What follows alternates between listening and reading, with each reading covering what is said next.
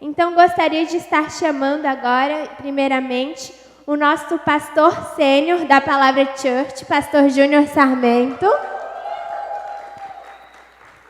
bacharel em Direito pela Universidade do Vale do Itajaí. E gostaria de estar chamando também o Matheus Augusto, advogado, pregador da palavra, um jovem e assessor do vereador Marcos da Rosa. Então, todos os dois têm propriedade para estar falando aqui da política e a gente vai estar conversando com eles agora neste momento. Gostaria de começar perguntando para vocês, o que é a política? Olha aí, primeiro, eu dou prioridade para os que vêm de longe, à vontade. Boa noite a todos. Primeiramente... Pode ser? Um abraço. Expressar aqui a minha gratidão de poder estar aqui com vocês hoje. A minha alegria de poder estar nessa igreja. Eu gosto muito de estar aqui com os irmãos, de estar aqui com o pastor Júnior. Sempre fui muito bem recebido aqui. E eu sou muito feliz de poder estar aqui com vocês nessa noite, poder falar desse assunto tão importante nesse momento tão crucial da nossa nação, né? E eu fico feliz de ver jovens que se interessam, que buscam conhecimento nessa área da política. A gente não pode deixar isso à mercê de pessoas que já estão lá. A gente precisa, sim, nos envolver, fazer nossa parte, para que o nosso país possa ser melhor, cada vez melhor daqui para frente. E isso depende de mim e depende de você. E respondendo, né, agora sim a pergunta sobre o que é política, nós somos seres humanos e ser humano por natureza é um ser gregário, ou seja, a gente vive dependente sempre um do outro. Ninguém aqui vive sozinho. Alguém aqui vive sozinho? Se você mora sozinho, mas você trabalha com pessoas, você convive com pessoas, você esbarra com pessoas na rua, eu acho que ninguém teria a capacidade de sobreviver numa ilha sem absolutamente ninguém. Nós facilmente seríamos destruídos, morreríamos. Então, por sermos ser gregários, dependentes uns dos outros, alinhados uns aos outros, nós temos relações humanas uns com os outros. E o que é política nisso tudo? Política é uma definição muito básica. Toda relação de poder entre as pessoas.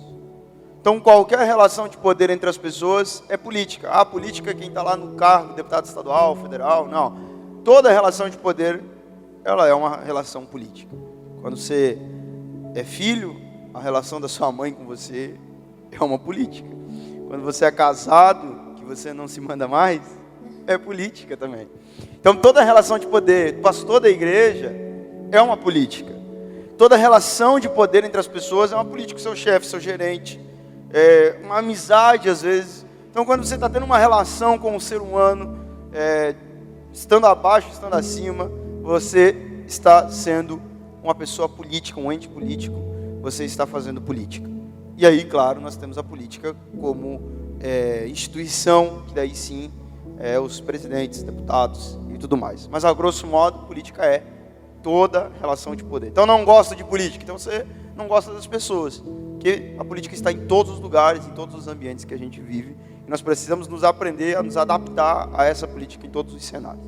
Pastor? Até porque quando o termo política nasceu na Grécia, justamente todos os cidadãos da cidade decidiam sobre algum tema sobre a cidade.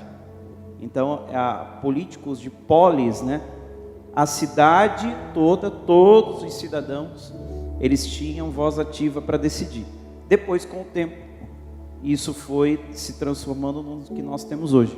Representantes democráticos que têm o intuito de representar cada segmento da sociedade, e cada segmento da sociedade, teoricamente, deve se sentir representado por algum desses homens ou mulheres que se candidatam. Eu estava até agora vendo aqui o pai do Felipe, que aqui num bairro da cidade exerce uma influência, ele vê alguns problemas e ele denuncia alguns problemas, isso é representar aquele povo ali, aquelas pessoas daquele nicho.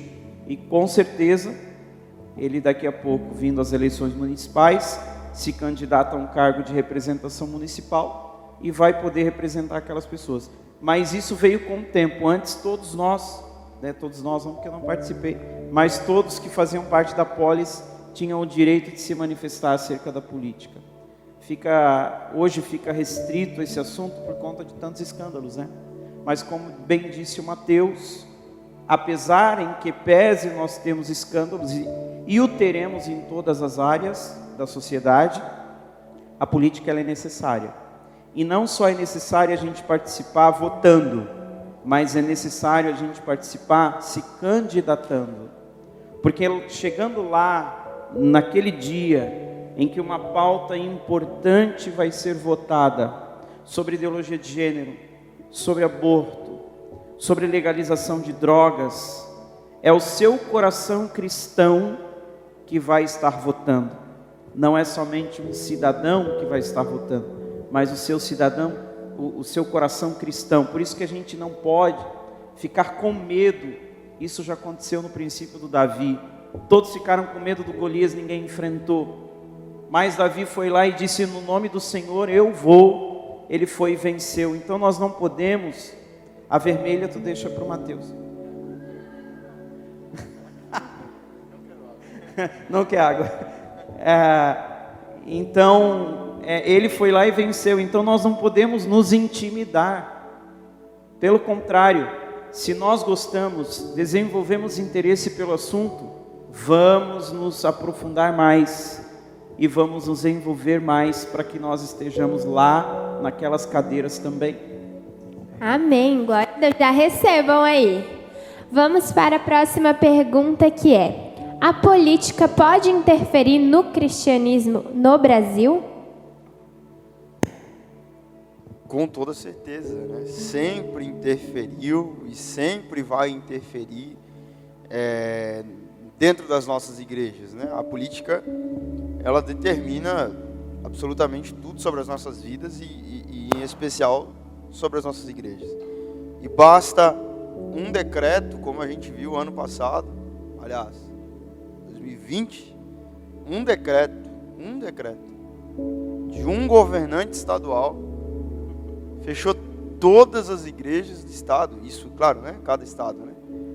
Baseado em uma comissão de conselhos de saúde não eleitos, que a gente não conhecia quem eram os presidentes e tampouco aqueles que participavam dessas comissões. Sim.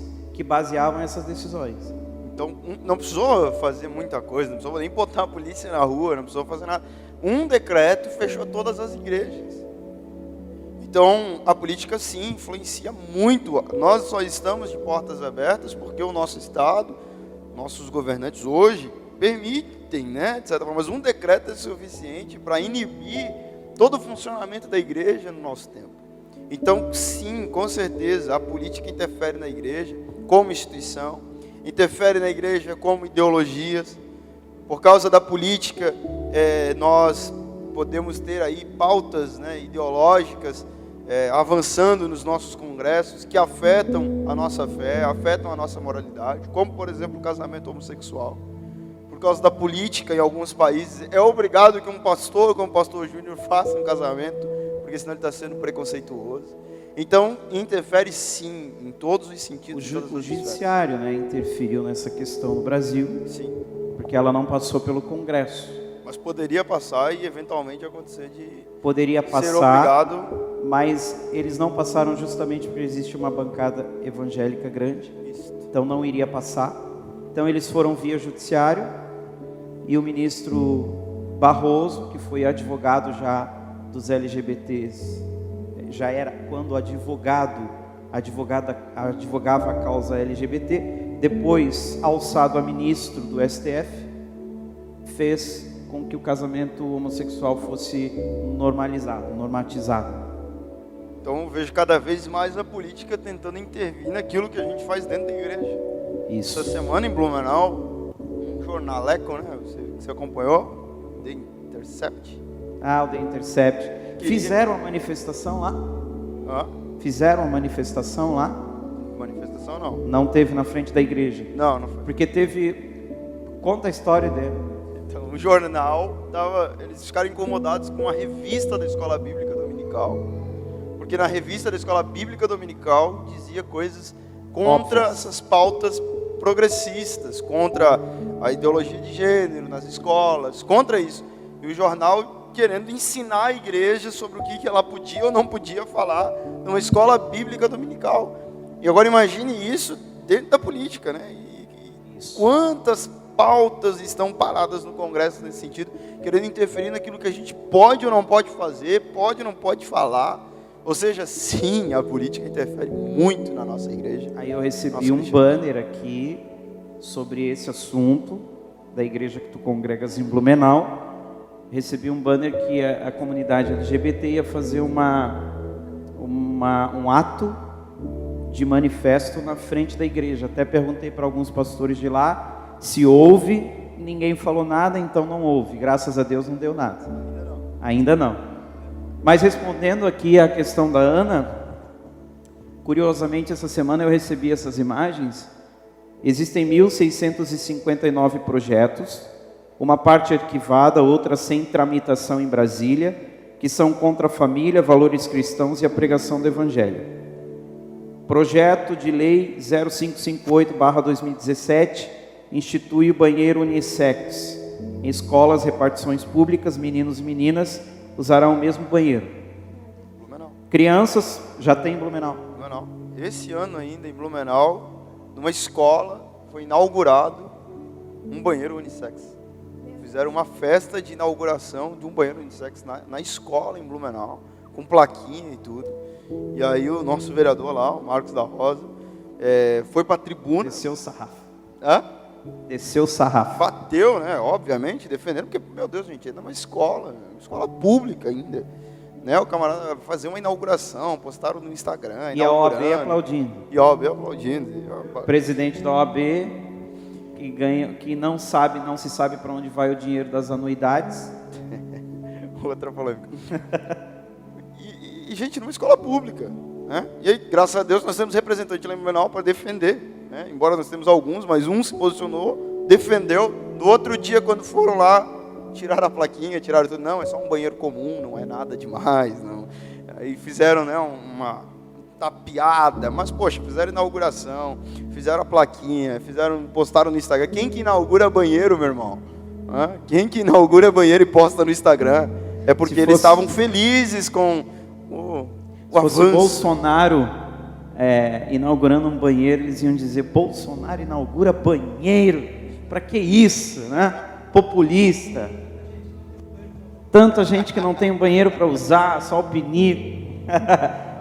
Então, crianças poderão mudar de sexo. PL 5002/2013 autoriza crianças a realizarem cirurgia de mudança de sexo sem consentimento dos pais.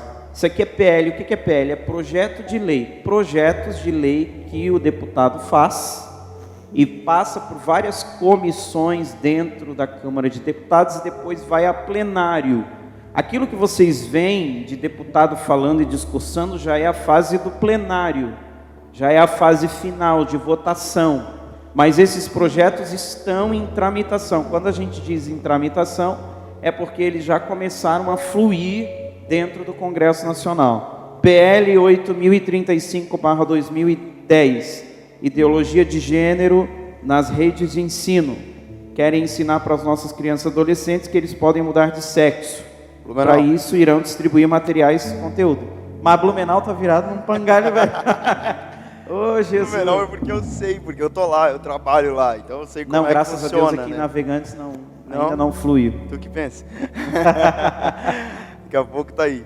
Por isso que é importante vocês se candidatarem. Plano do ensino municipal, pautas da ideologia de gênero do plano de ensino municipal. Graças a Deus.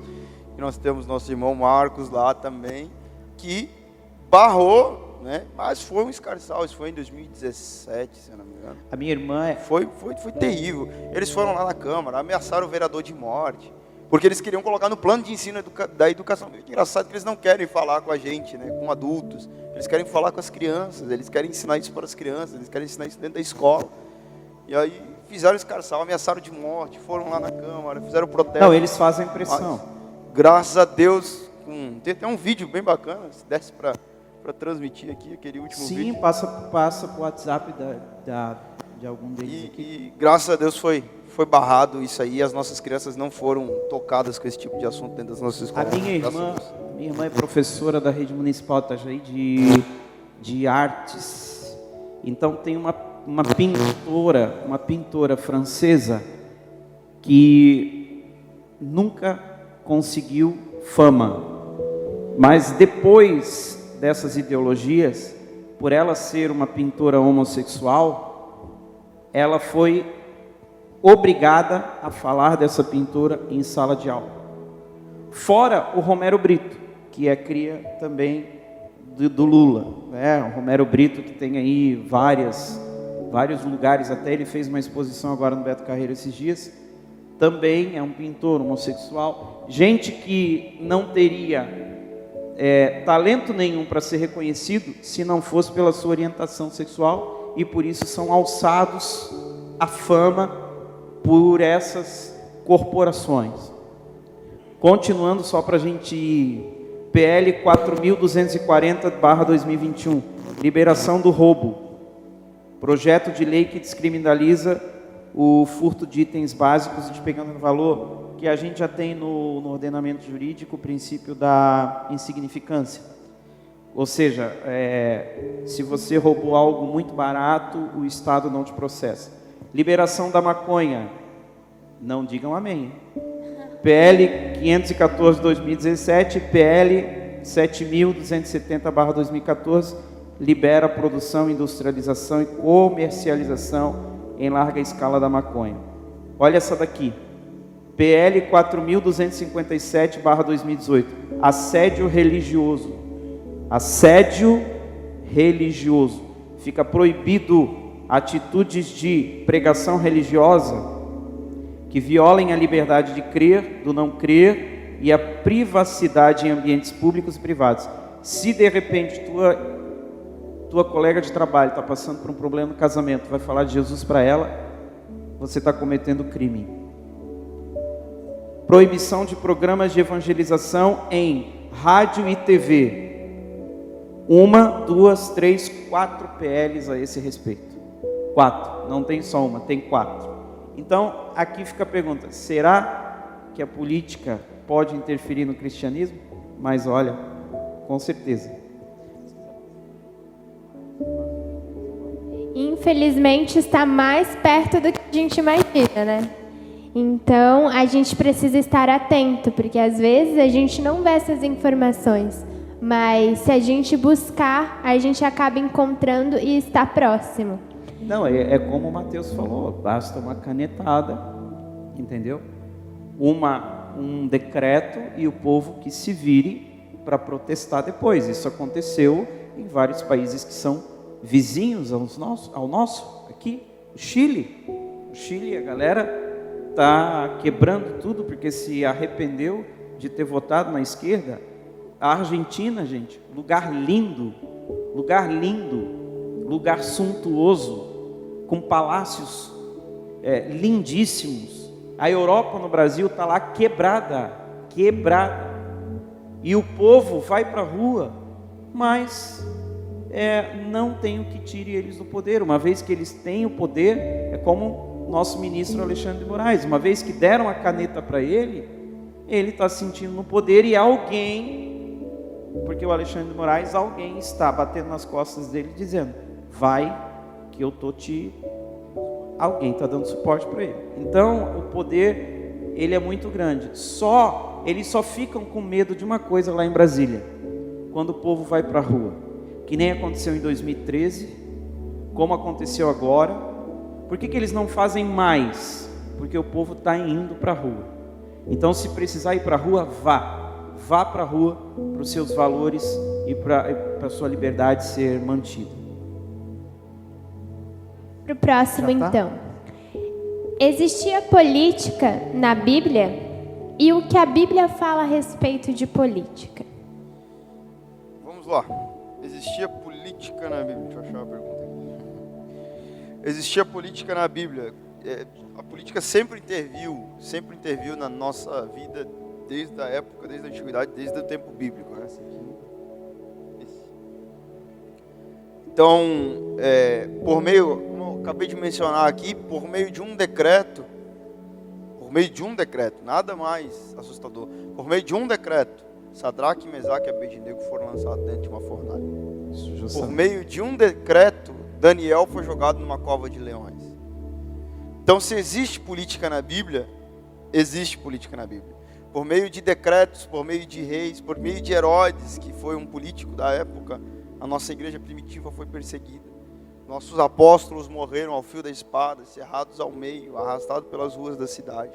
Então a política, ela sempre existiu e a política esteve presente na nossa Bíblia. E graças a Deus que nós tivemos jovens que se envolveram com a política. Por exemplo, o que seria da família de José se José não estivesse no governo? Teriam morrido de fome.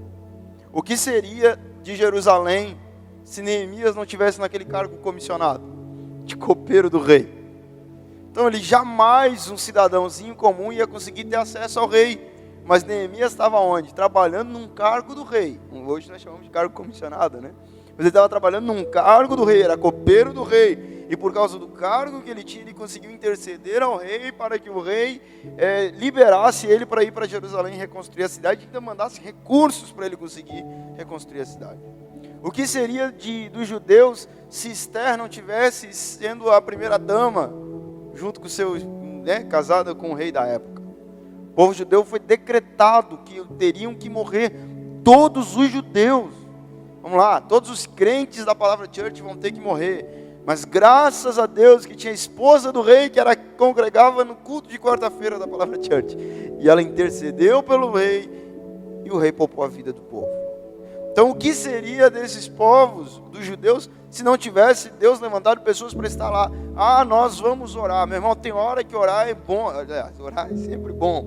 Mas tem hora que orar não é suficiente, tem hora que é a nossa mão que precisa fazer alguma coisa.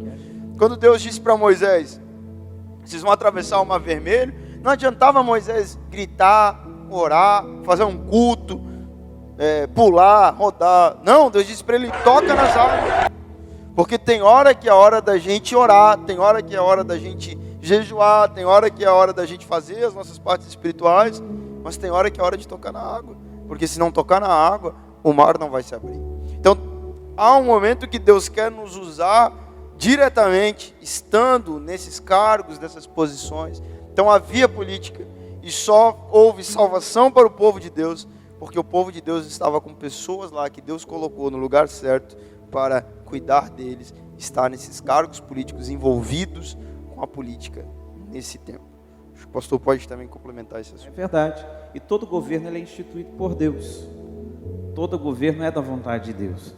Então nós temos no Brasil uma cultura, eu já falei aqui em pregações, que quando eu estava querendo imigrar para o Canadá, eu via muito vídeo sobre o Canadá e tal, e uma das coisas que um canadense falou, ele disse que ele não entendia porque o brasileiro reclamava tanto, de tudo, e é uma realidade. Quando a gente pensa em governo e política, o que vem à nossa mente? Falar mal. Falar do que não foi feito, falar do que está sendo feito de ruim, falar de quem roubou. É político roubou e tal. E uma das coisas que a gente perde nesse meio é o senso crítico. Porque uma vez que você rotula alguma coisa, você já não quer mais se aprofundar na discussão dela. Se eu rotulo o Mateus, o Mateus ele é bobo, ele se acha. Então, eu já crio uma lacuna entre o Mateus e eu não vou conhecê-lo melhor, não vou conhecer suas ideias melhor, não vou ter a amizade dele.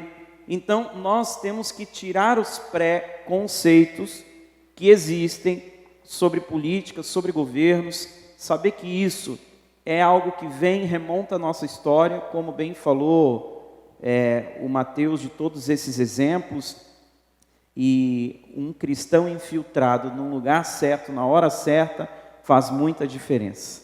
O vídeo já está pronto. Então vamos passar o vídeo? Pode ser? Qual é o contexto do vídeo? Esse é o que eu acabei de falar ali do Plano Municipal de Educação, que eles queriam colocar no Plano Municipal de Educação em Blumenau, a ideologia de gênero para as nossas crianças de 6, 7, 8, 9 anos, 10 E daí anos de idade. aí é a sessão da Câmara. E aí foi o projeto de lei que proibiu de colocar no Plano Municipal de Educação. Foi o dia da votação, né? E aí foi em peso, a igreja foi em peso, mas ao mesmo tempo os outros também foram em peso. Isso é para uma proibir. construção E esse cara aí social. falando, eu sou fã dele, né? Sou suspeita a falar. A ideologia de gênero preconiza que a criança nasce sem sexo, que ela vai definir isso com o passar do tempo, e isso é uma construção social. E eles enfatizam também que é uma construção religiosa. Olhem como esse negócio é maquiavélico. Eles dizem que nasce sem sexo e que é uma construção social. É por isso que eles querem entrar nas escolas. É por isso que eles querem entrar na escola. Porque eles querem construir, de acordo com a vontade deles,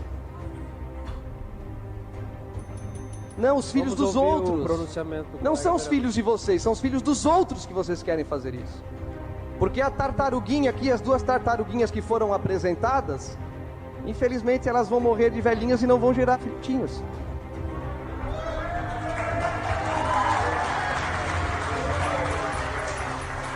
Menino nasce menino, menina nasce menina. Agora nós estamos cometendo um erro tão grotesco e sem precedente na história da humanidade, porque sempre houve o homossexualismo.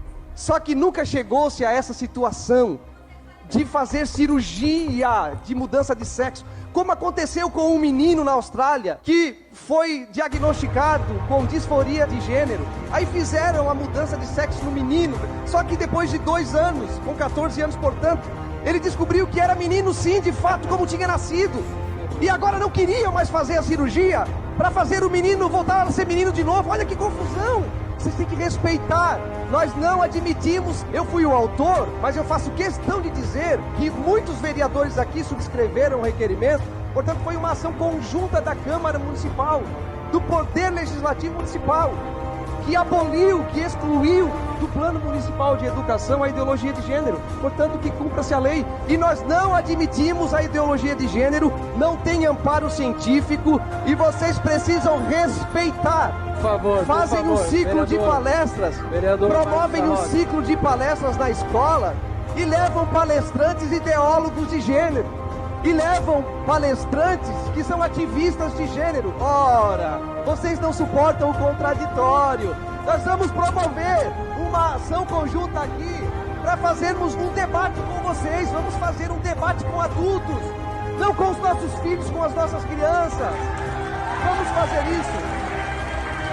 Muito obrigado.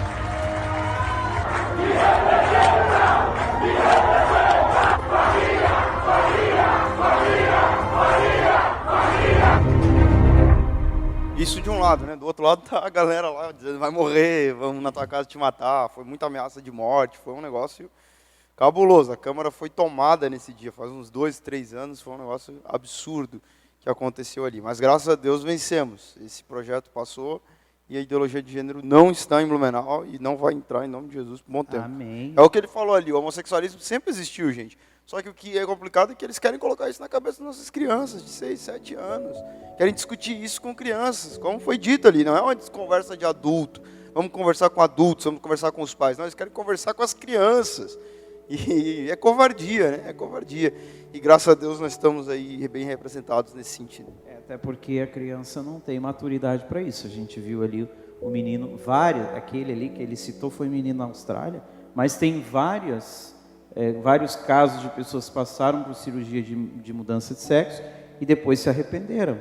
E daí, aí para desfazer é um problema, porque eles mesmos não querem deixar. O próprio Conselho de Psicologia proíbe o psicólogo de fazer uma contra-orientação sexual. Ou seja, você chega lá dizendo que está se sentindo homem. essa psicóloga não pode dizer para você, não, mas você é uma mulher, você é lindo, você se sente como mulher. Ela não pode dizer isso, ela tem que, por lei, deixar você pensar aquilo que você chegou lá justamente para se curar. Você foi até ela, procurou ela justamente para se curar de algo que está te incomodando. E ao invés de propor uma cura, aí ficou conhecido o projeto como cura gay, pejorativamente, porque a esquerda, eles gostam de rotular as coisas. É fascista, é homofóbico, eles têm um rótulo para cada tipo de opinião contrária a deles. E daí eles colocaram esse projeto como cura gay. Mas esse projeto era só o quê? Permitir que os psicólogos possam trabalhar de forma livre a orientação normal das pessoas. Enfim.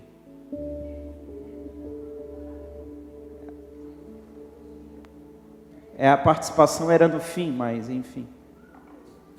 Tu falou sobre isso.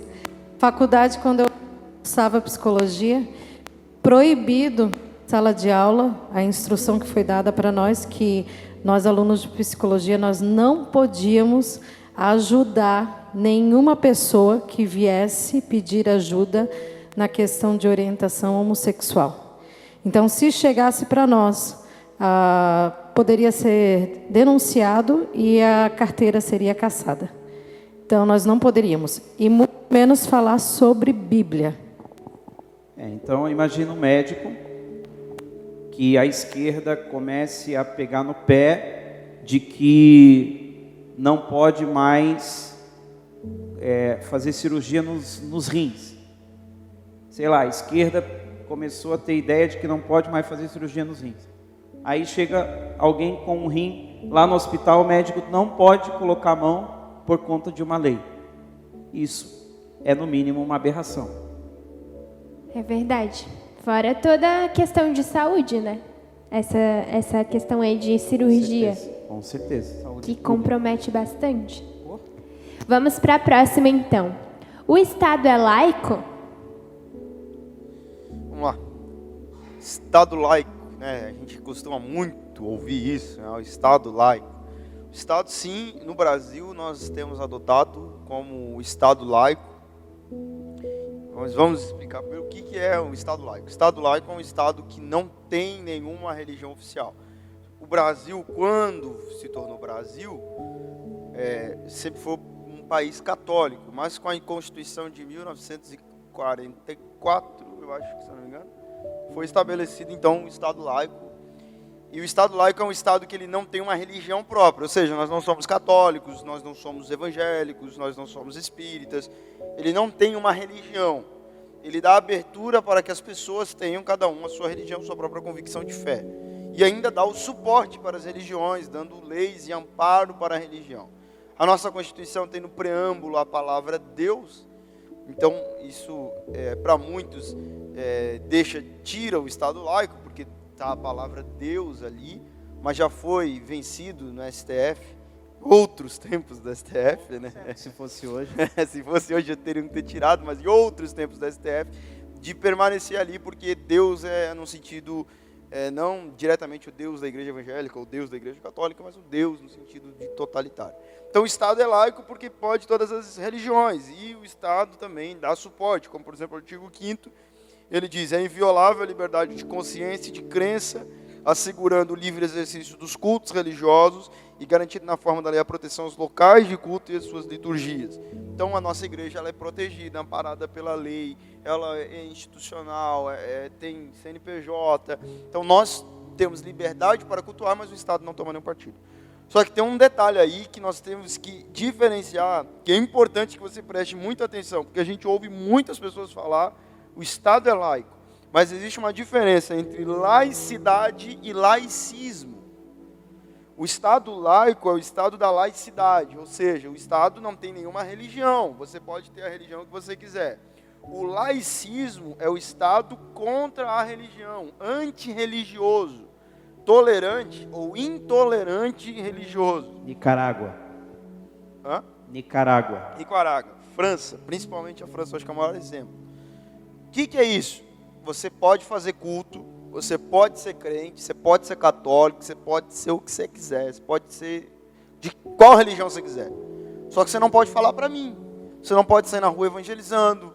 Você não pode professar sua fé. Não pode ter uma cruz em espaços públicos, como nós vimos nos fóruns das câmaras de vereadores. Não pode fazer leitura da Bíblia em espaço público, como estão tentando fazer projetos de lei no Brasil. Em Blumenau também foi retirado o momento bíblico. Ou seja, não vão morar em Blumenau. Já outubro. Então, ou seja, é um Estado antirreligioso. Eles vêm com uma pauta de Estado laico. Ah, mas o Estado é laico, nós não temos uma religião. Mas, na verdade, eles estão tentando implantar o laicismo. Falei certo? O laicismo, porque as duas palavras são muito parecidas. Estão tentando implantar o laicismo, ou seja, não pode religião em espaço público. Não pode pregar em espaço público, não pode aconselhar, como o pastor falou, em espaço público. Não pode carregar... Na França, gente, você não pode carregar a Bíblia na rua. Se você vai para a igreja, você tem que botar a Bíblia dentro de uma sacola, ir para a igreja e tirar a sua Bíblia dentro da igreja. Você não pode carregar a Bíblia na rua. Você não pode tirar a placa dizendo Deus na rua. Você não pode fazer evangelismo na rua, porque está agredindo a fé de outra pessoa. Então, praticamente, é uma perseguição religiosa, porque a fé, ela justamente ela se espalha pelo proselitismo, sim, pela pregação. Disfarçado de Estado laico. Aí quando aqui no Brasil a gente vê inúmeras coisas acontecendo que estão caminhando para o laicismo. E se a esquerda dominar o Brasil outra vez, o Brasil vai ser um país, não vai mais ser um país laico, vai ser um país laicista. Você não pode mais fazer uma live falando de Deus, você não pode mais ir para a rua falando de Deus, você não pode mais carregar sua Bíblia falando de Deus. Então isso é perigoso demais, gente. Ah, mas vai agredir a fé do outro. Gente, a gente é crente, a gente tem que agredir mesmo. A Bíblia diz que as portas do inferno não prevalecerão contra a igreja. Nós somos criados para evangelizar, para ganhar almas para Jesus. E como que nós vamos proceder num país assim? Então, aos pouquinhos eles estão vindo. Tira o momento bíblico, tira a cruz. E parece que é uma coisa legal, né? Tá sendo legal com as outras religiões. Tira a cruz do fórum, tira a cruz da Câmara de Vereadores. E o monumento dos 10 mandamentos do Congresso americano, né? Tira tudo. Tiraram. E aí vão tirando. Quando a gente vê, a gente não está mais no Estado laico, onde pode todas as religiões. Nós estamos no Estado onde todos podem ter sua religião, mas nenhum pode manifestar ela. E aí pensa o caos que nós iríamos viver como igreja evangélica no Brasil. A situação que nós estaríamos... E o caos social, porque onde a igreja se retira, o caos social toma conta. Está estabelecido. Aonde a igreja de Cristo se retira, você tem um aumento nos países mais desenvolvidos, que não tem violência, mas tem um aumento absurdo de suicídio. Nos países que você tem menos suicídio, como o Brasil, os suicídios em relação à Alemanha e Suécia, por exemplo, são bem menores. Mas aí você teria violência, anarquia. Esse é o grande problema. E eles fazem uma distorção tão grande porque quem trouxe o assunto realmente em tela, o assunto da laicidade do Estado, foi a Reforma Protestante. Quem que pediu que o Estado fosse laico? Os nossos reformadores, aqueles que fizeram a cisão entre Igreja Católica e Igreja Protestante, da qual nós fazemos parte. Mas qual era a intenção? Era tirar a religião das pessoas? Não. Era impedir que a Igreja Católica governasse junto dos reis, das monarquias, e que a Igreja Católica influenciasse os reis, porque foi uma briga também a cisão, a Reforma Protestante, teve muitas brigas também, muita gente morta também. Então, o que se pedia na Reforma Protestante era a laicidade do Estado, no sentido de não haver mais interferência da Igreja Romana junto aos governantes. Mas nunca se idealizou, quando se trouxe esse assunto, de que impedisse qualquer tipo de pregação do Evangelho, né? Aí a gente tem estados confessionais, por exemplo, o Irã é um estado confessional muçulmano, que tem a sua religião e que daí, ao invés de respeitar as outras, não, persegue as outras. Esse é o grande problema. Os extremos. os extremos. A França está tomada de muçulmano. Por isso que grandes coisas lá também estão acontecendo, porque está tomada de muçulmano. O dia que houver uma revolta muçulmana, a França é a primeira a cair na mão deles, porque está repleta hoje. Então é um grande problema essa questão de laicidade, como disse o Mateus, porque tira a identidade da nossa história. E tudo que tira a identidade da nossa história nos deixa sem uma base. E isso é perigoso sempre. Vamos para a próxima então. O que são, né, os famosos lados direito e esquerda? E o que é, aproveitando, que é bem parecido, o que é comunismo, socialismo, progressismo e conservadorismo? Já embutido na pergunta de vocês. Uau! O pastor Júnior vai me ajudar nessa. Que é direita e esquerda. Direita e esquerda começou na história, lá no parlamento. 1789, Aí, ó. parlamento francês. Aprendeu isso na aula de direito, ciência política. É, ciência política. Revolução, né? É isso. E direita e esquerda nada mais é do que o lugar onde as pessoas ficavam no parlamento, né? Mais à direita ficavam os burgueses e mais à esquerda ficavam os exaltados, né? Jacobinos, os plebeus. Os jacobinos. Mais à esquerda. Então, nada mais era do que uma posição.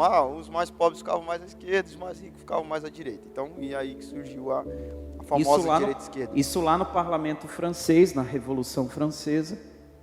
Então, diante do clero, né? Diante do clero, ficou o povo. Os burgueses, então, ficaram do lado direito, e os mais exaltados, que eram os jacobinos, que era a galera da Revolução, né? Do tiro e bomba.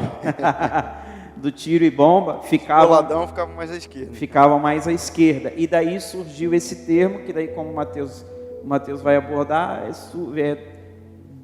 originalmente é isso, mas depois vai tomando outros níveis, né? Hoje é mais uma questão ideológica, né? Eu não vou me aprofundar muito a isso, mas hoje é mais uma questão ideológica. Direita é uma ideologia mais liberal no sentido econômico e mais conservadora no sentido ideológico.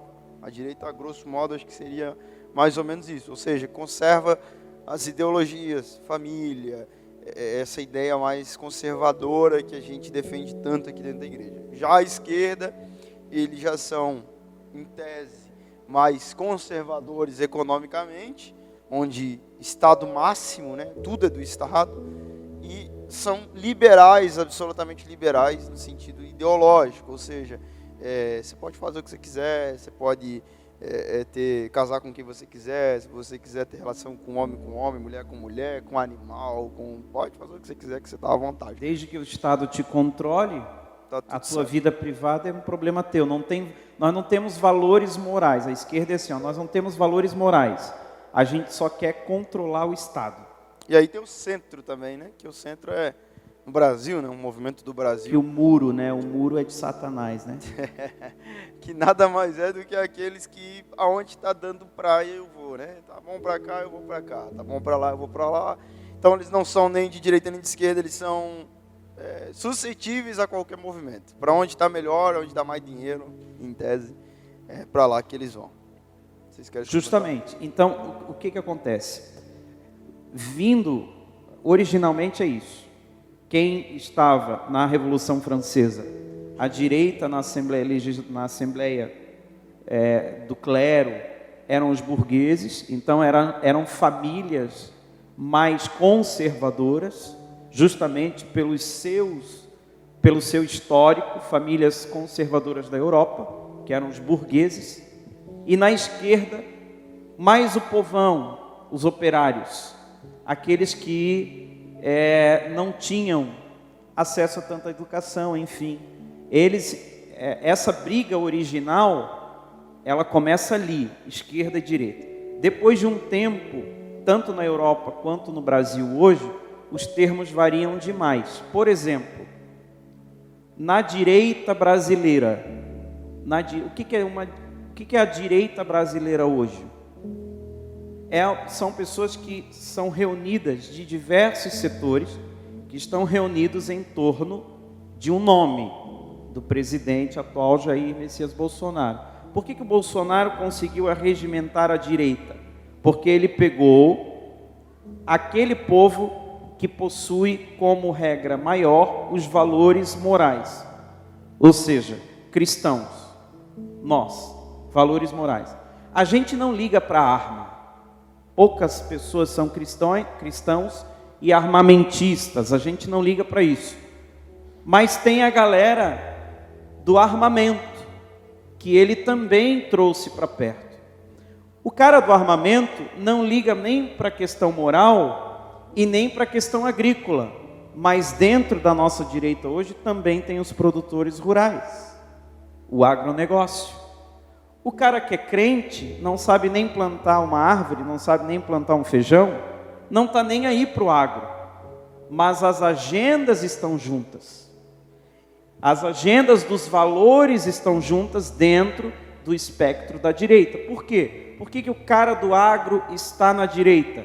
Porque a esquerda diz que a terra não é dele, que tudo que ele conquistou dos seus pais, todas as heranças de terra que ele teve dos seus pais não são dele, não é dele. O Estado é dono de tudo, o Estado manda em tudo, o Estado determina tudo.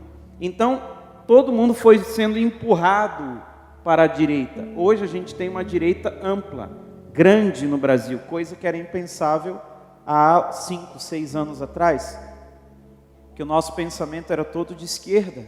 Nós tínhamos pensamento de liberdade, e vamos fazer isso, vamos implantar, e a gente se esquecia de olhar para trás e ver os frutos dos nossos antepassados. Isso é a direita, é olhar os frutos do teu antepassado e construir em cima de uma base forte.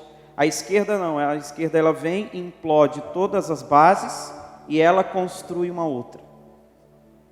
Constrói em cima do vento.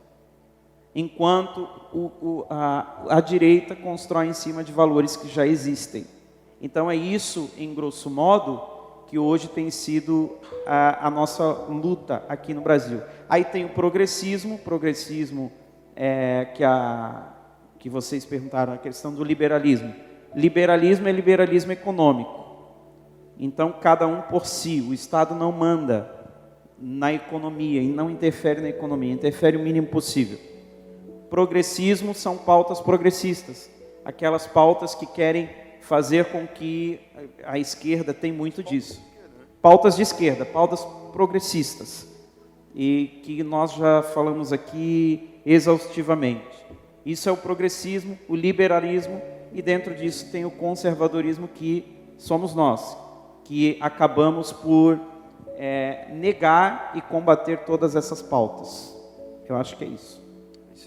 E tem o comunismo e o socialismo. Comunismo e o socialismo... É tanto ismo. O comunismo é o fim, o socialismo é o meio, né? E uma explicação muito simples, eu vejo direto essa explicação, eu acho que para hoje é válida. O socialismo é você tem duas vacas, né? Uma vaca você usa ali para dar o seu leite, a outra vaca o governo vai dar para o seu vizinho, porque o seu vizinho não tem vaca. Então o socialismo nada mais é do que equalizar todos, deixar todos no mesmo parâmetro. Você tem 2 carros, um você usa e o outro você tem que dar para o seu vizinho. Então ninguém tem nada a mais, todos têm igual. Então esse é um passo para nós chegarmos no comunismo. Então socialismo, comunismo. Segundo a teoria de Marx, o socialismo é uma fase do comunismo. Para chegar no comunismo, é um passo, é uma escada. Então, enfim, você começa assim, tem 2 vacas, uma você dá para o seu vizinho. Aí depois você vem para o comunismo, que é, as 2 vacas são do governo. E o leite, o governo te dá quando ele achar que tem que te dar. Então você não tem mais 2 vacas, tudo é do governo. A tua empresa é do governo, o teu trabalho, você trabalha para o governo, tudo é do governo. E aí você vai recebendo, distribuído pelo governo aos poucos, conforme a liberalidade do governo em dar para cada um. E nós víamos isso explícito chegando no Brasil há um tempo atrás, onde tudo é aquela velha teoria do Estado máximo, né? Tudo é do governo, tudo é do Estado, o hospital é do Estado, o aeroporto é do Estado, o porto é do Estado, e vai indo, e as empresas do Estado, e vai indo, vai ampliando o governo, e a gente vai ficando apenas com o que resta, com aquilo que o governo quer. E, gente, isso é um fracasso total. Imagina, gente, você não ter a capacidade de construir, de fazer as suas coisas, de ter o seu negócio, de ter o seu lucro, de investir na sua vaquinha e comprar e tomar do seu próprio leite, né? Você tem que ficar sempre dependente do governo. E isso é um fracasso em Cuba, é um fracasso na Venezuela, que já está na era do socialismo, partindo para o comunismo. Isso está sendo um fracasso na Argentina, estão implodindo a Argentina para entrar com o socialismo. Então, e é passo. Gente, meu irmão, aprenda uma coisa em nome de Jesus. Você não vai dormir hoje num capitalismo e acordar amanhã num comunismo.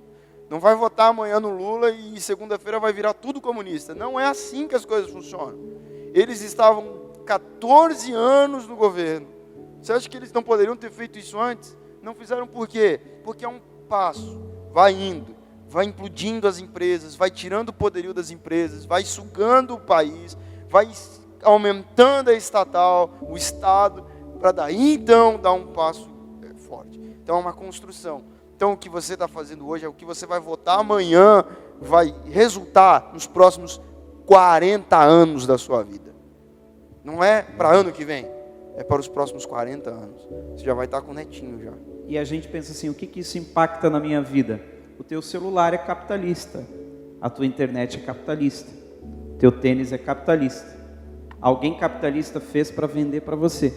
Se fosse comunista, você não teria celular, você não teria internet. A internet seria controlada pelo governo, ele controlaria os sites que você vê e tudo seria limitado. A gente tem dois exemplos bons de um comunismo mais aberto e um comunismo mais fechado. O comunismo mais aberto da China, que a China é comunista, mas a China ela conseguiu introduzir nos chineses uma ideologia nacional. Então tudo que o chinês, aqui no Brasil, o chinês vem para cá, ele dá parte dos seus lucros para o governo chinês. Senão, o governo chinês implode o negócio dele aqui no Brasil. E lá, tudo que a gente tem vem de lá, porque o governo obriga as pessoas a trabalhar por baixo custo. Já na Coreia do Norte, a gente não tem nem isso. As pessoas passam fome. Ela é totalmente fechada para o mundo. Não tem internet, não tem comunicação, não tem celular. Então você imagina uma vida sem carro. Os únicos carros que existem na Coreia do Norte são do governo. E quem que anda? Os funcionários do governo. Então é isso que eles querem. Eles querem um Estado gordo, um Estado grande, para eu ter um bom cargo comissionado, andar num bom carro oficial. Esses caras que estão em Brasília, hoje, eles não pensam em nós. Porque eles têm carro oficial, eles têm segurança.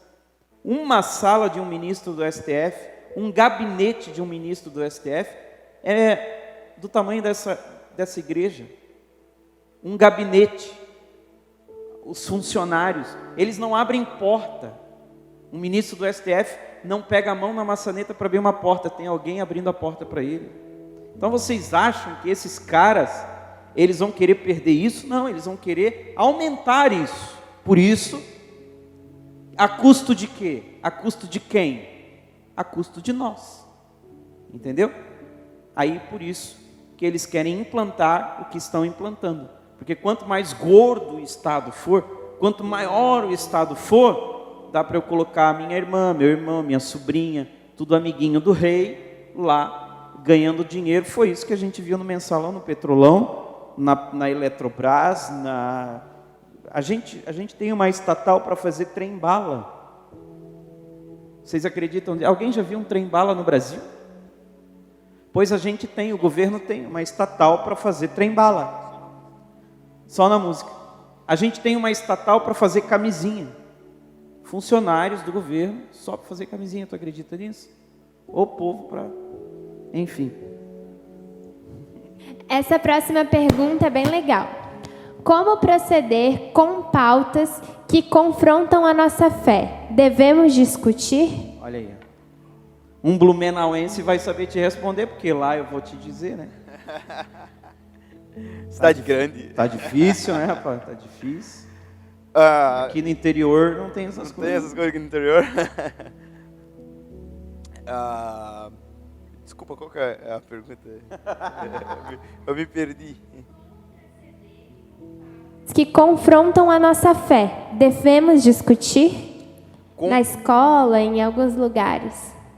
Toda certeza, toda certeza. Você precisa ser, em nome de Jesus, um defensor das pautas da igreja, da nossa fé, da palavra de Deus.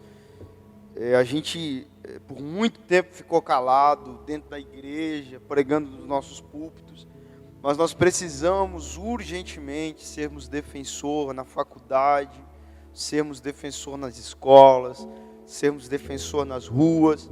É claro que discutir é uma palavra um tanto quanto pesada, né? Porque eu acho que não combina muito com a gente, essa questão de brigar por uma pauta, mas a gente vai sim defender as nossas ideologias, defender a nossa fé em qualquer ambiente.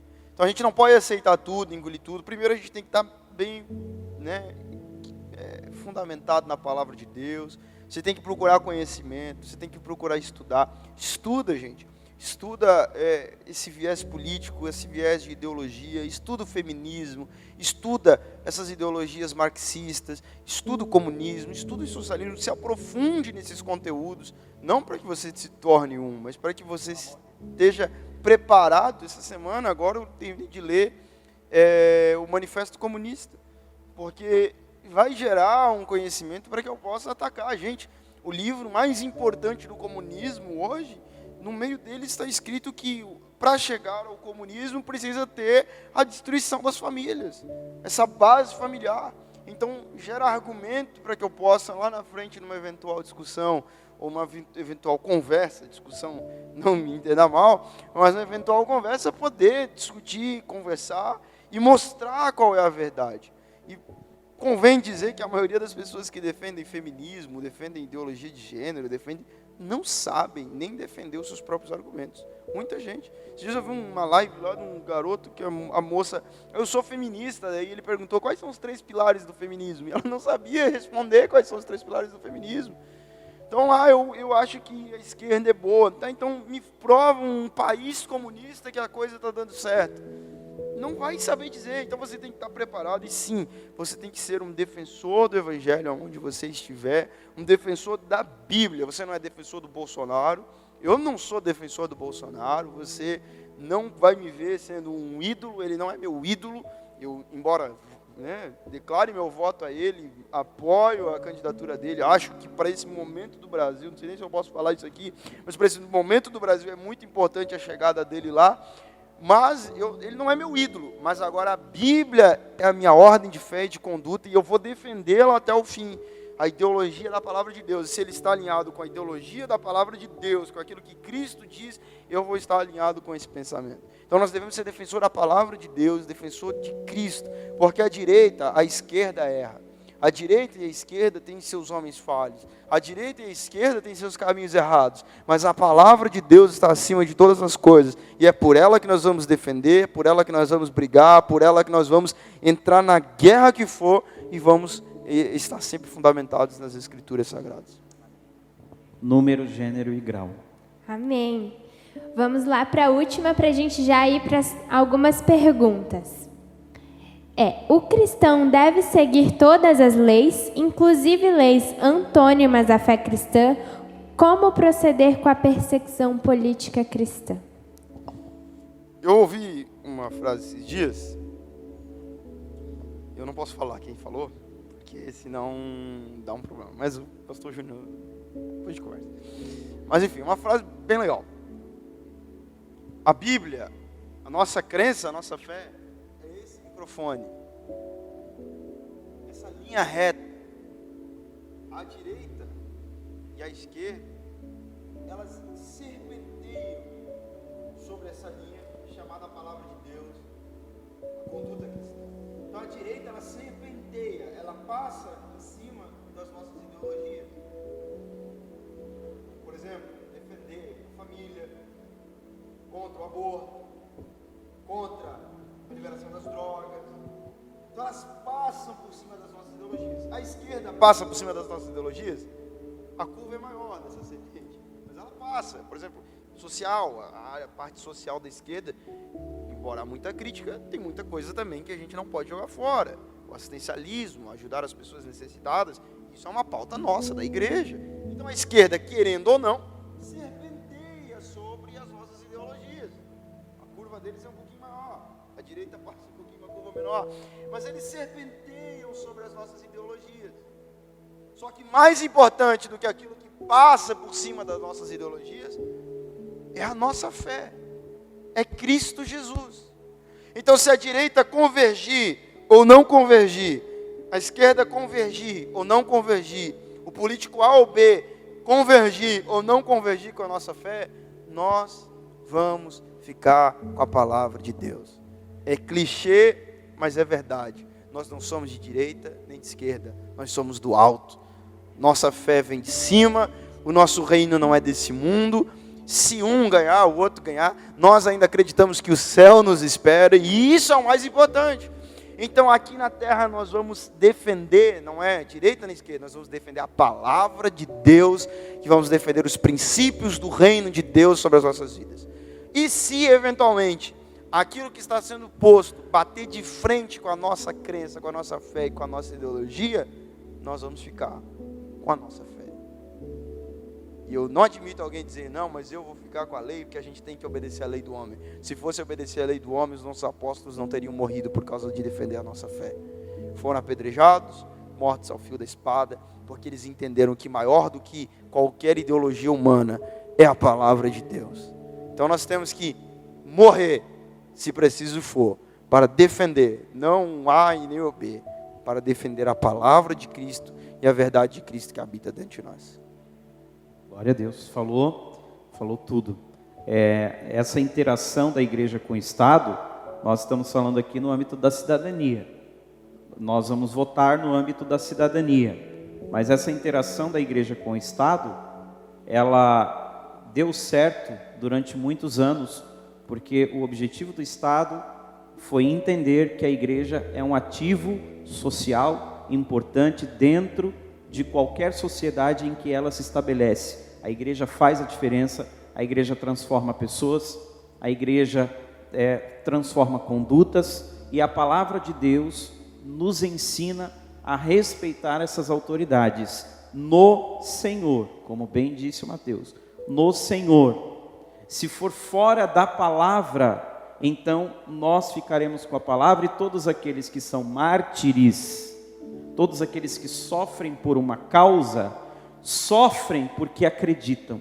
E se eu acredito, sei de onde eu vim, para onde eu vou, eu estou disposto a sofrer qualquer consequência para aquilo que eu acredito, porque foi isso que Jesus fez por nós. Ele foi contra um sistema também.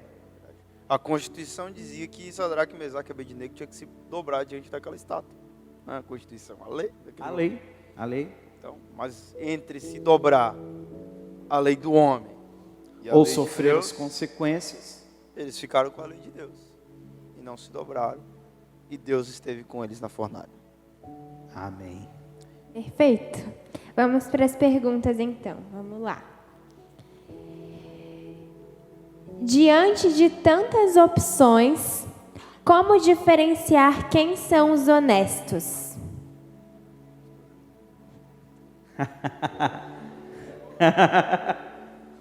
Primeiro, você conhece a história dessa pessoa, você conhece essa pessoa. No âmbito municipal dá para saber mais. Até candidato a deputado estadual e federal, a gente consegue saber mais. Como a gente conhece a história do Marco da Rosa, a gente conhece a história do Cleiton Batichauri, a gente conhece a história do prefeito de Navegantes. A gente tem uma proximidade, você tem que saber isso. Em quem você está votando. Quando sobe de cargo, vai para senador, governador e presidente, nós temos um alinhamento honesto.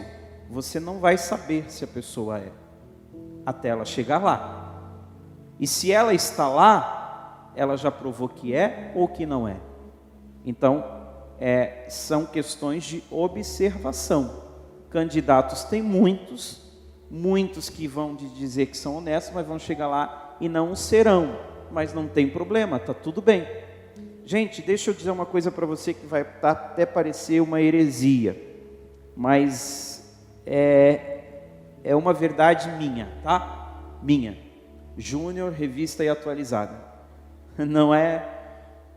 Eu sei que existe um candidato do mundo que é um cara muito sério. Muito sério. Mas eu sei que existe um cristão que é meio liso. Eu vou votar no cristão. Por quê? Porque chega na hora de uma ideologia de gênero, numa pauta sobre culto, o que vai pulsar nele é a fé. Não é a razão, é a fé. E se o outro não tem a fé, ele pode até ser simpático à nossa fé. Mas ele não confessa a nossa fé. Tem um partido fazendo pressão, tem pessoas fazendo pressão.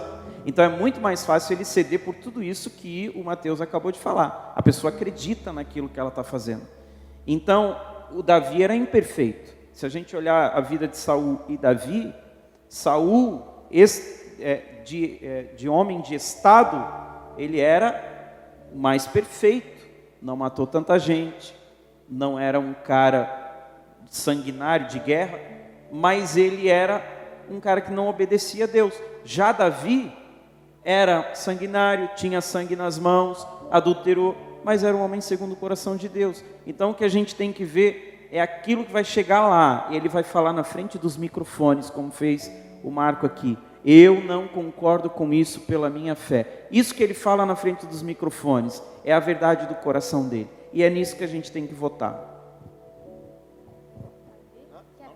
Uma coisa simples. Conhecereis a árvore pelos seus frutos. Ponto. Ah, o cara falou que é bom. Não adianta falar que é bom. Qual que é o fruto? Como é que ele foi quando ele era vereador? Como é que ele foi quando ele era... se o cara está subindo, né?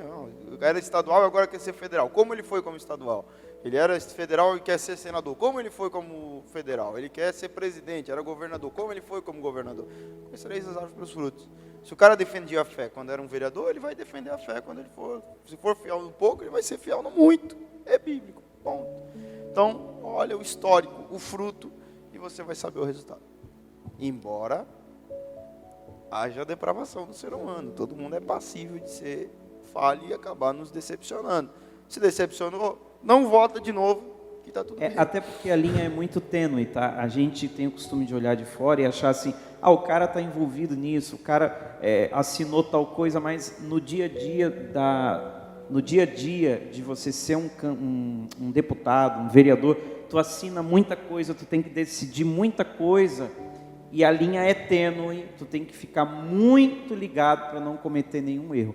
Já teve prefeitos processados por improbidade administrativa. Aí você vai saber por quê. Por causa de 75 centavos numa licitação de borracha.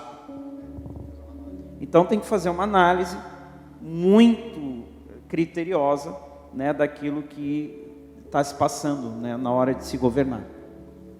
Legal, tem várias perguntas aqui bem legais. Vou fazer uma aqui bem mais bíblica, uma dúvida bíblica. Jesus não estava sendo socialista quando pediu ao jovem rico para vender tudo e dar aos pobres? Mateus, essa é tua. Deixa eu para ti. Não, infelizmente tem gente que tenta botar o socialismo em Jesus, né? Botar nas costas de Jesus o socialismo. Tadinho de Jesus. Jesus estava sendo espiritualista, dizendo ao jovem rico, você não depende disso aqui. Na verdade, ele estava dando uma lição para o jovem rico. Você não precisa disso aqui, porque o que eu tenho para te oferecer é muito maior do que esses bens. Então, o problema de Jesus com o dinheiro não é que você tenha muito ou tenha pouco. O problema de Jesus com o dinheiro é onde está o teu coração. Só isso.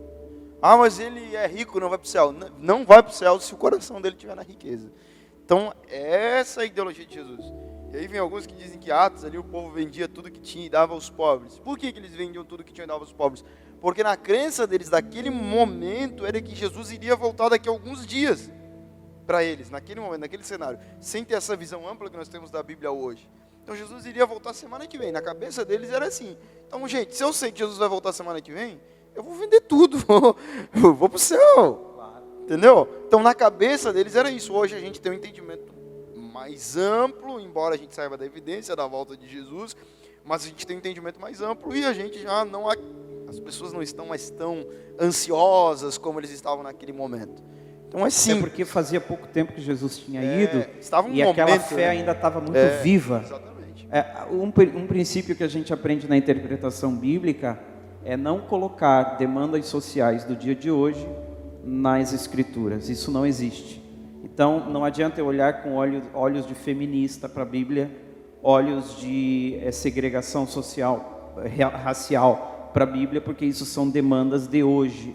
Isso não vai funcionar no texto bíblico. O que Jesus estava falando ali era uma questão mais espiritual de desapego. Aquilo que a Taisa falou aqui na oferta. Jesus, ele não quer o teu dinheiro, ele quer o teu coração. Mas se ali tem o dinheiro, vai ter que sair para ele poder entrar. Era isso que estava impedindo aquele rapaz, de caminhar com Jesus. Porque Jesus tinha feito um convite. Vamos, vem e segue-me. Ele se levantou da coletoria, foi e seguiu Jesus. Ele não viu problemas em seguir Jesus, mas aquele rapaz tinha um problema em seguir Jesus. Então, todos os problemas em seguir Jesus, em outro momento, Jesus disse assim, que eu vim trazer divisão. Então, numa casa, vai ter o filho, não vai falar com o pai, nem a mãe com o filho, por quê? Por causa do meu nome. Por quê? Porque existem pessoas, nós vimos aqui o Felipe, veio lá do sertão, pregou aqui para nós e ele disse que teve uma família que colocou para fora uma moça que se tornou cristã, evangélica. Lá acontece isso, é o cumprimento da palavra de Jesus. E não quer dizer que isso é feminismo, que isso é feminicídio, que isso é preconceito, não é. É questão de fé, é mais elevada do que as demandas sociais que a gente pode ter hoje. Até porque, se você fizer essa pergunta para um sueco, para um alemão, para um reformador europeu, ele nem vai entender aonde tu está querendo chegar, porque para ele isso não existe. Se Jesus tivesse problema com riqueza, Abraão não seria o homem mais rico da terra, o Jó não teria recebido tudo em dobro daquilo que perdeu, inúmeras coisas teriam caído por terra por causa disso. Jesus não disse que rico não entra no céu, ele disse como é difícil um rico entrar no céu. Por que é difícil? Porque para o cara ficar rico, principalmente naquele tempo, ele escravizava muitas pessoas. Então, ele não ficava rico de forma lícita, principalmente naqueles tempos. Então, foi isso que Jesus quis dizer. Perfeito. Vamos lá para a última pergunta. Se o voto não fosse obrigatório, você votaria? A única coisa que me faz cidadão nesse estado institucional é poder votar.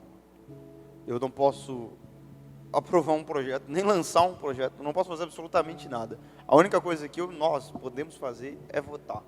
Então nós só temos uma oportunidade de fazer alguma coisa nesse país, no sentido institucional, que é o poder do voto, que é exercer a nossa cidadania de verdade. Então com certeza eu votaria, mesmo que não fosse obrigatório. Tem países que não é obrigatório, e todos não, mas a maioria da parcela esmagadora da parcela da sociedade vai votar. Por quê? Porque entendeu que é um caminho para a cidadania. E como disse o Mateus, é o único instrumento que nós podemos mexer com a política, na forma como ela está hoje, que é a política representativa, que representa segmentos da sociedade. A única forma de eu conseguir participar desse processo é através do meu voto. Então, por que eu vou jogar fora? Até porque, se eu não votar, a esquerda vota. Agora eu gostaria, para encerrar, que vocês dessem um conselho para eles, diante de amanhã e para o futuro também. Posso dizer? Gente, onde eu me posiciono nisso tudo, e eu vou ser bem rápido para a gente terminar. Você tem 4 coisas que você pode fazer agora. Politicamente. Primeiro, ore pela sua nação, ore pela sua cidade. Há esperança para todas as coisas em oração. Os nossos joelhos chegam aonde as nossas mãos não podem chegar. Ore. Segundo, vote. Vote consciente. Vote em pessoas de Deus, em pessoas que defendem as nossas ideologias. Não desperdice esse momento. escolha bem alguém, o seu candidato, e vote com sabedoria. E você vai estar sendo um instrumento de Deus nesse momento. E terceiro, eu falei 4 e 3, pense bem e futuramente se candidate, se eleja, se ponha à disposição para ser usado por Deus nesse cenário. Algumas pessoas, a gente tem a ideia de que ministério é estar no púlpito, ministério é estar cantando, ministério também é estar na política. Qual que é a vontade de Deus para a minha vida? Ser a imagem de Jesus. As pessoas se perguntam, qual que é o propósito de Deus para a minha vida? O propósito de Deus na sua vida não é que você cante, pregue ou que seja missionário na África. O propósito de Deus na sua vida é que você seja a imagem de Jesus, seja lá aonde você estiver. Se for na África fazendo missão, pregando aqui, ou num cargo político, você só tem uma obrigação, ser imagem e semelhança de Jesus. Então você tem o poder de orar, você tem o poder de votar e você tem o poder de intervir. Esse é o cenário político que nós estamos hoje. E nós precisamos ser atuantes dessa forma. Se você não for candidato, mas pelo menos se esforce para que as suas ideologias sejam pregadas às pessoas, para os seus conhecidos, para os seus amigos, para que nós possamos cada vez mais espalhar as verdades do reino através do cenário político que nós estamos vivendo. E o momento é importante demais. Gente, não é 4 anos, é no mínimo 40. Quem vota aqui? Todos? Amanhã vocês vão decidir os próximos 40 anos da nossa nação. Então, pelo amor de Deus, vamos com sabedoria e vamos fazer a nossa parte. Glória a Deus. Então é isso. Eu teria muitas dicas para dar, mas eu creio que tudo aqui já foi muito bem elucidado para vocês. Participem da política, estejam na política, não sejam ignorantes quanto à política e façam o seu melhor aonde quer que vocês estejam. Tá bom? Deus abençoe vocês. Vamos guardar essa frase do Mateus, eu até anotei aqui. Nossos joelhos chegam em lugares que nossas mãos não podem chegar. Então, eu acredito que essa frase resume esse encontro e que nós possamos levar ela em nosso coração. Amém? Fiquem de pé. Vou pedir agora para o Mateus fazer uma oração, por gentileza. Pegue na mão de alguém que está perto de você aí. Vamos nos unir como cidadãos, como brasileiros que somos, e vamos orar. Eu quero pedir que você feche seus olhos agora e vamos orar em nome de Jesus pela nossa nação. Eu quero que você sinta o peso da responsabilidade que nós estamos vivendo, o tempo que nós estamos vivendo. A Bíblia diz que nós precisamos aprender a discernir os tempos, né? E esse tempo é de suma importância para a nossa nação. Vamos orar para que o Senhor nos dê sabedoria, porque o Espírito Santo é quem está no controle de todas as coisas. Pai, eu quero gentilmente te agradecer, Senhor, por esse momento tão bom, tão agradável de podermos estar aqui. Quero te agradecer, Senhor, pela vida do pastor Júnior. Quero te agradecer pela palavra church. Quero te agradecer por essa juventude que está disposta e disponível a atender o teu chamado nesse tempo. Entendendo, Senhor, que aquilo que o Senhor tem para nós vai muito além dessas 4 paredes, mas os projetos do Senhor para nós está no nosso bairro, nas nossas ruas, na nossa cidade, no nosso estado e na nossa nação. Pai, nós entendemos a importância desse momento que nós estamos vivendo. Dentro de algumas horas, Senhor, amanhã nesse horário, nós já estaremos nos encaminhando para o futuro da nossa nação, Pai. E nós clamamos, Senhor, por uma intervenção do céu. Papai, a nossa vida, a nossa nação não está na mão da direita, não está na mão da esquerda. A nossa nação não está na mão de A ou B. A nossa nação não está na mão de pessoas. A nossa nação está nas tuas mãos, Senhor. Nós não nos submetemos a homens, nós nos submetemos ao teu poder, à tua glória. Nós entendemos que maior que todas as coisas é o Senhor, que reina sobre os céus e reina sobre a terra e reina sobre tudo e sobre todos. todos. Os reinos do mundo estão nas tuas mãos, mas nós clamamos para que o Senhor tenha piedade da nossa nação, que o Senhor tenha misericórdia do nosso povo, que o Senhor tenha misericórdia da sua igreja que está estabelecida nesse país, Pai, que nós não venhamos cair na mão de pessoas que não estão responsabilizadas e alicerçadas e aliadas com a tua palavra, com as tuas verdades e com aquilo que o Senhor tem para fazer nessa nação. Não permita, Senhor, que nós venhamos cair na mão de homens maus, com intentos malignos e com projetos diabólicos contra os planos do Senhor, contra o nosso país. Senhor, dá-nos sabedoria, Senhor, dá-nos o espírito de entendimento e de discernimento do norte ao sul, do sul ao norte, porque o teu Espírito Santo é capaz de intervir em todas as coisas. Nós acreditamos no poder do Senhor sobre as nossas vidas. Papai, que a tua vontade se cumpra, que o teu querer seja efetuado e que as nossas vidas possam estar submetidas e direcionadas por ti. Por fim eu oro, Pai, levanta-nos como atalaias nessa geração. Levanta esse garoto, levanta essa garota como um atalaia nesse bairro, nessa cidade, nessas ruas. Que nós não venhamos, Senhor, ser apáticos, que nós não venhamos ser alienados, mas que nós possamos estar compromissados com os teus projetos para nós. Em nome de Jesus, dá-nos sabedoria e força e graça para a glória do nome de Jesus. E se você acredita nessa palavra, diz amém. A nossa nação é do Senhor Jesus, amém. Graças a Deus.